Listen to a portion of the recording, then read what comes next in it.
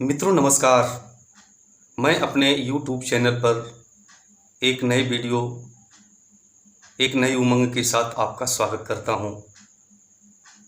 मित्रों, क्या अभिकर्ताओं का कमीशन कम हो जाना चाहिए? क्या बाउंड पर कमीशन प्रिंट होना चाहिए? क्या बोनस का रेट कम हो जाना चाहिए? आज उसी विषय पे हम लोग चर्चा कर रहे हैं। आज का विषय पूरे भारतवर्ष में सबके जुबां पे यही समस्याएं उमड़ के आ रही हैं कि क्या IRDA जो करने जा रहा है, ये बदलाव जो डिजिटल बदलाव हो रहे हैं, क्या ये हित में है? मित्रों, हाल ही के दिनों में अभी IRDA ने एक मीटिंग बुलाई जिस पे हमारे लियाफ़ी के वरिष्ठ कार्यकर्ता और LIC के भी उच्च अधिकारी जिसमें शामिल हुए थे। सारी बातें शांतिपूर्वक चलीं। लास्ट में श्री देवाशीष पांडे जी जो चेयरमैन हैं, उन्होंने आश्वासन भी दिया था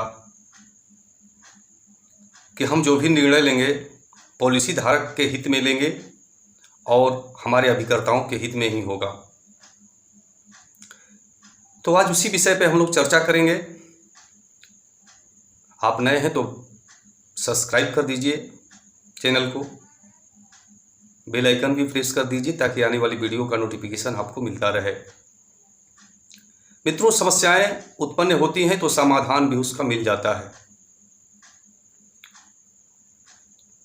तो आज की समस्याएं, आज का विषय, क्या एजेंटों का कमीशन कम कर देने से IRDA को या LIC को बहुत ज़्यादा फायदा हो जाएगा, या फिर बोनस का रेट हम लोग कम करेंगे पॉलिसी धारक का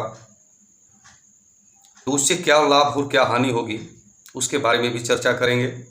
तीसरा, कमीशन जो प्रिंट करने की बात चल रही है कि बॉन्ड पे कमीशन को प्रिंट किया जाएगा, उसकी भी चर्चा करेंगे हम लोग। एक LIC एजेंट जब 20 लोगों को टच करता है तो उसे एक पॉलिसी मिलती है। 20 लोगों के पास आना जाना और 20 लोगों से बातें करना और एक पॉलिसी कर लेना। सोचिए, 20 लोगों के पास आने जाने में उसका कुछ खर्च भी हुआ होगा। साधारण सी बात है, वो जाएगा तो पेट्रोल लगेगा, कुछ नाश्ता भी करेगा, तो कम से कम कुछ नहीं तो मान के चलिए एक पॉलिसी पे, एक लोगों पे अगर 50 रुपये का भी खर्च पकड़ लीजिए तो 20 लोगों को टच किया है तो 1000 रुपये उसके चले गए हैं उस पॉलिसी में। अगर 10,000 का प्रीमियम वो लेके आया है, अगर 25% उसे मिला भी है तो उस 25% में उसका 1000 रुपया डिवाइड कर दीजिए या 20 लोगों में उस कमीशन को डिवाइड कर दीजिए, तब पता लगेगा कि कमीशन पॉलिसी धारक से जो मिला है या IRDA ने जो दिया है वो कितना कमीशन एक पॉलिसी पे उसको मिला है। मल्टीप्लाई अगर करते हैं हम लोग 20 लोगों के ऊपर, टच तो 20 लोगों को किया, मिला एक से। मित्रों, साधारण सी बात है, कमीशन कोई ज़्यादा नहीं है और कारपोरेट जगत के जितने भी हमारे एडवाइज़र कह लीजिए, एजेंट कह लीजिए, बैंक के भी एजेंट हैं, LIC के एजेंट से ज़्यादा कमीशन है, और भी कारपोरेट जगत में जितने भी एजेंट हैं काफ़ी ही है। तो एक पॉलिसी पे खर्च अगर काट करके उसको देखिए तो उसको कुछ नहीं बचता है। फिर रेनुअल भी अगर वो तसीलने जाएगा तो रेनुअल में भी उसको कुछ बचता नहीं। यहाँ छोटे भी एजेंट हैं, बड़े भी एजेंट हैं। छोटा एजेंट तो कमीशन कमाता है 10,000 तो लगभग वो 5,000 रुपये तो गाड़ी में अपना दे देता है, मोटरसाइकिल के तेल में दे देता है, सर्विसिंग में दे देता है। जो 35-40 हज़ार कमा रहे हैं वो कम से कम 20 हज़ार उनका खर्च हो जाता है। तो ये IRDA को सोचना चाहिए। मैं IRDA से भी सवाल कर रहा हूँ, क्या कमीशन कम कर देने से LIC को बहुत ज़्यादा फायदे हो जाएंगे? सोचने वाली बात है। इस पे गहन विचार करना चाहिए LIC को भी, IRDA को भी, कि एक अभिकर्ता हमारी नींव है।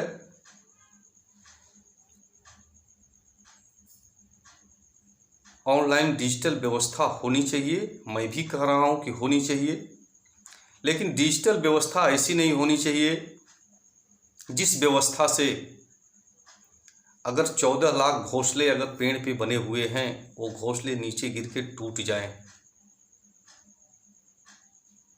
14 लाख लोगों का परिवार चल रहा है, कोई छोटा कोई बड़ा कमीशन प्राप्त कर रहा है तो उसका खर्च भी है, जो जैसा कमीशन पा रहा है उसका खर्च भी है।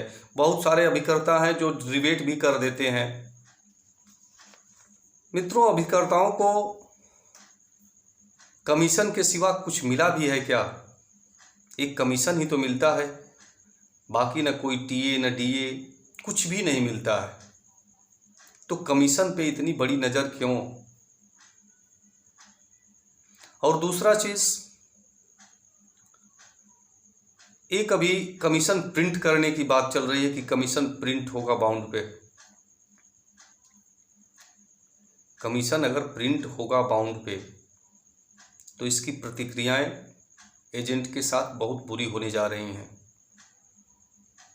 ऐसे ही हमारा पॉलिसी धारक कहता है कि आप जो कमीशन पाते हैं उसमें कुछ रिबेट कीजिए, और कमीशन प्रिंट हो तो सारे लोगों का हो। दवा पे भी प्रिंट है, 20 रुपये की दवा है 100 रुपये की मिलती है। दवाई की दुकान वाला बताए, दवा की दुकान वाला बताए कि नहीं, इस दवाई की कीमत 20 रुपये है, मैं 100 रुपये ले रहा हूँ आपसे। बैंक के जो एजेंट हैं वो भी बताएं, उनका भी कमीशन लिख के आना चाहिए। गाड़ी की एजेंसी वाले हैं वो भी बताएं कि मैं इस गाड़ी पे कितना कमा रहा हूँ। अगर कोई नहीं बताना चाहता है तो फिर IRDA ने एजेंट को क्या समझ रखा है? या तो एकाएक साफ कह दे कि हमें एजेंटों की ज़रूरत नहीं है, अब हम डायरेक्ट हो गए हैं, ऑनलाइन जो भी व्यवस्थाएं होगी हम ऑनलाइन पॉलिसी देंगे, ऑनलाइन भुगतान करेंगे। मित्रों, ऑनलाइन अच्छी बात है डिजिटल युग में। ऑनलाइन से सारी व्यवस्थाएं मिलती हैं, लेकिन ऑनलाइन सारी व्यवस्थाओं का समाधान नहीं है। मैं अभी भी कह रहा हूँ, एक डेथ क्लेम के लिए बहुत सारे पेपर, बहुत सारे पापड़ बेलने पड़ते हैं, तब जाके डेथ क्लेम निकल पाता है। मैं अपनी पहली वीडियो में भी बता चुका हूँ कि ये जो बोनस के रेट के ऊपर चर्चा हम कर रहे हैं, बोनस का रेट भी कम है। महंगाई कहाँ से कहाँ गई? पॉलिसी धारक को, हर अभिकर्ताओं को जवाब देना पड़ता है कि बोनस का रेट जो कम हो रहा है वो कैसे कम हो रहा है। क्या बोनस का रेट कम कर देने से IRDA को फ़ायदा हो जाएगा या फ़ायदा हो रहा है? मित्रों, जिस पॉलिसी धारक का पैसा एक अभिकर्ता लेकर के LIC में जमा करता है, बताता है कि आपको बोनस का रेट A मिलेगा, इतने साल में इतना मिलेगा, और लास्ट में अगर बोनस का रेट कम हो जाए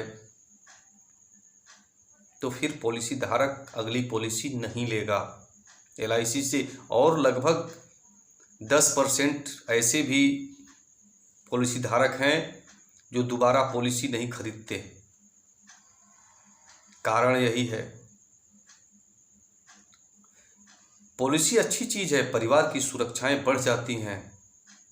पॉलिसी तो सबको लेना ही पड़ता है, चाहे ऑनलाइन खरीदे या एक डिजिटल प्लेटफॉर्म पे जाके खरीदे। डिजिटल प्लेटफॉर्म अच्छा है, लेकिन उन लोगों के लिए अच्छा नहीं है जो ग्रामीण में अभी भी गरीबी रेखा से नीचे, कोई कुली है, कोई कबाड़ी है, बिनने वाला है, वो भी 1,50,000 की अपनी पॉलिसी लेता है, उसके लिए डिजिटल प्लेटफॉर्म ठीक नहीं है। और डिजिटल पे आज भी लोग, गांव वाले विश्वास नहीं करते हैं। डिजिटल की बात अगर किया जाए तो डिजिटल व्यवस्था को धीरे धीरे लागू करना चाहिए। एक कर्मचारी का वेतन इतना बढ़ गया और पॉलिसी धारक के बोनस का रेट जहाँ का तहाँ, ये कहाँ का न्याय है? बल्कि पहले से भी कुछ कम हो रहा है। ये हमारे IRDA के अधिकारी गण इस बात पे विशेष ध्यान दें। LIC की व्यवस्था पूरे भारत की व्यवस्था है। मैं फिर कह रहा हूँ कि इससे बड़ा निगम हमारे भारत में किसी के पास नहीं है और इतनी बड़ी संपत्ति का कोई अभी मालिक भी नहीं है जितनी हमारी विशालतम शाखा भारतीय जीवन बीमा निगम के नाम से विख्यात है। इस व्यवस्था को अभी सुचारू रूप से चलाने वाले IRDA के अधिकारी श्री देवाशीष पांडे जी डिजिटल बदलाव करना चाहते हैं, करें, कोई बात नहीं है,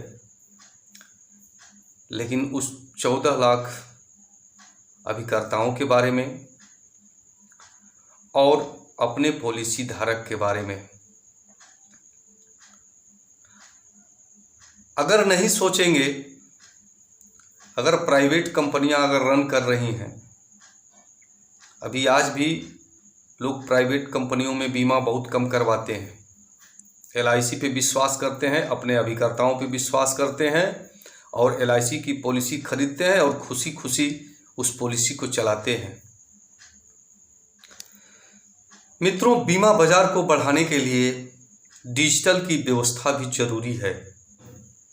कोई भी डिजिटल सिस्टम अगर धीरे धीरे अपने भारत में लागू हो, लोगों को समझने का मौका मिले, कहीं से बोनस का रेट कम न हो, कहीं से एजेंट को कोई दिक्कत न हो, तब तो ठीक है। नहीं तो ऐसे अगर चलते रहेगा, हमारे अभिकर्तागण जितने भी LIC के अभिकर्ता हैं सब विश्राम पे हैं। 4 दिनों का विश्राम, LIC का इतिहास ही एक बन रहा है। इस इतिहास के पन्नों में लिखा जाएगा कि LIC 4 दिन अभिकर्ता विश्राम दिवस मनाए, जो आज तक नहीं हुआ था। ऐसे विश्राम दिवस से LIC का नुकसान नहीं, अभिकर्ताओं का भी नुकसान नहीं, लेकिन पूरे भारत का नुकसान हो रहा है। इस भारत के नुकसान को बचाने के लिए हमारे श्री देवाशीष पांडे जी को सोचना चाहिए। मित्रों, कहीं से अभिकर्ताओं का कमीशन कम नहीं होना चाहिए। बाउंड पे अगर प्रिंट हो तो कमीशन सारे लोगों का प्रिंट हो। कारपोरेट जगत में जितने भी हैं सारे लोगों का प्रिंट होना चाहिए। और तीसरी चीज़ की बोनस का रेट बढ़ना चाहिए, न कि घटना चाहिए। सारे लोगों की फैसिलिटी बढ़ रही है और हमारे पॉलिसी धारक की फैसिलिटी घट जाएगी, ये हमें बहुत नुकसान होगा। हम बहुत नुकसान में होंगे। पॉलिसी नहीं बिकेगी और नहीं बिकेगी तो LIC का नुकसान होगा, पॉलिसी धारक नहीं मिलेंगे तो एजेंट का नुकसान होगा। मित्रों, आप चैनल पे नए हो तो वीडियो को लाइक और चैनल को सब्सक्राइब कर दीजिए ताकि आने वाली वीडियो का नोटिफिकेशन आपको मिलता रहे। मित्रों, धन्यवाद।